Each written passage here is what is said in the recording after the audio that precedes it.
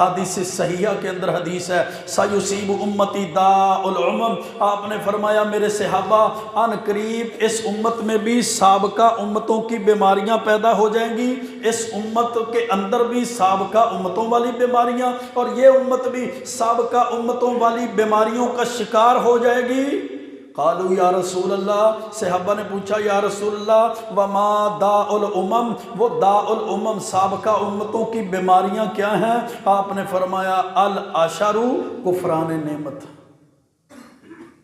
شکر کی بجائے کفر پیدا ہو جائے گا، اللہ کا شکر نہیں کریں گے، ہر وقت نہ شکری، ہر وقت کفر ہوگا۔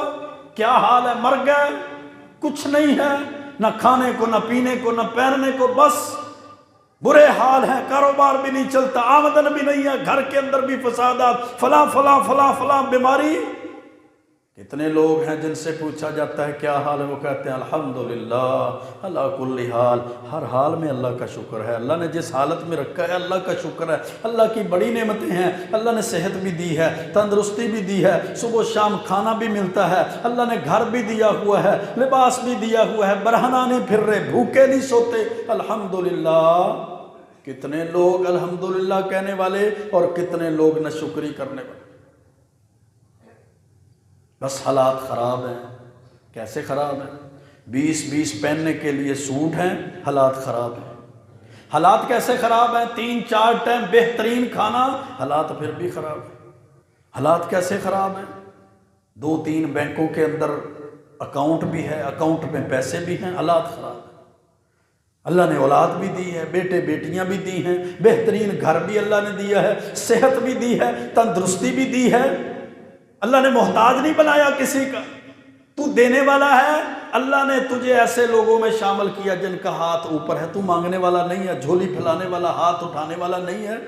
کیا حال ہے؟ حالات بڑے خراب ہیں، حالات بڑے برے ہیں، کاروبار کے بھی برے، دکان کے بھی برے ہیں، بیڑا غرق ہوا پڑا ہے، گھر میں بھی کچھ شے جناب آتی نہیں ہے، جڑتی نہیں ہے، سیونگ نہیں ہوتی۔